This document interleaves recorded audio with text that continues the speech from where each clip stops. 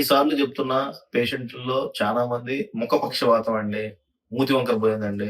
కన్ను ఇటు పక్కన కన్ను క్లోజ్ కావట్లేదు. ఆపోజిట్ సైడ్ మూతి వంకర పోయింది. ఇది పక్షవాతం అండి మేము. అక్కడికెళ్ళి ఎక్కడికెళ్ళి మందులు తిన్నామండి అని చెప్పి ఓపీలో తరచుగా చెప్పడం వింటాం. అలానే పేషెంట్‌లు వచ్చినప్పుడు మనం ఎక్స్‌ప్లెయిన్ చేసినా ఇది పక్షవాతం కాదమ్మా. దీన్ని బెల్స్ పాల్సీ అంటారు. ఈ చలికాలంలో ఎక్కువగా వైరస్ ఇన్ఫెక్షన్స్ వస్తాయి. ఈ వైరస్‌లు యాక్టివేట్ అయినప్పుడు ఆ చెవులో నుంచి మనకి ఫేషియల్ నర్వ్ అనేది ఉంటుంది. ఆ ఫేషియల్ నర్వ్ అనేది ఎఫెక్ట్ కావడం వల్ల ఇలా జరిగిద్ది. చెప్పినప్పటికీ మళ్ళీ ఎళ్లి పక్షవాతం సమయానికి మందులు తినాలి అది ఇది అని తిందామని అనుకుంటారు. కానీ నాది మెయిన్‌గా మా వీడియోల ద్వారా పేషెంట్‌కి అవేర్‌నెస్ పెంచి ఎక్కడికెళ్ళాలి? ఏ డాక్టర్‌ని కలవాలి?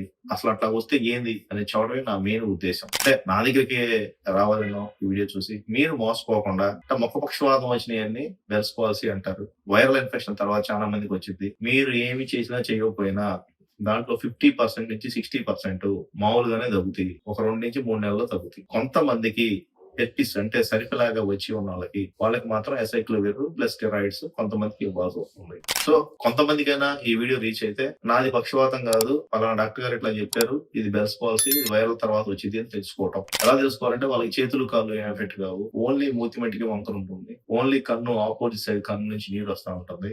తింటున్నప్పుడు బుగ్గల్లో ఉండిపోతుంది. సో, ఈ 3 సింప్టమ్స్ ఉంటాయి. మాట కొద్దిగా ఓన్లీ పెదాలతో సంబంధించిన మాటలే ఇబ్బందవుతుంది. ఇది మెయిన్‌గా పేషెంట్ అవేర్‌నెస్ కోసం, మూతి వంకరపోతే అన్ని పక్షవాతాలు కాదని చెప్పటానికి కోసం చేసిన వీడియో. మీకు నచ్చినట్టయితే షేర్ చేయండి, సబ్స్క్రైబ్ చేయండి, లైక్ చేయండి. Thank you.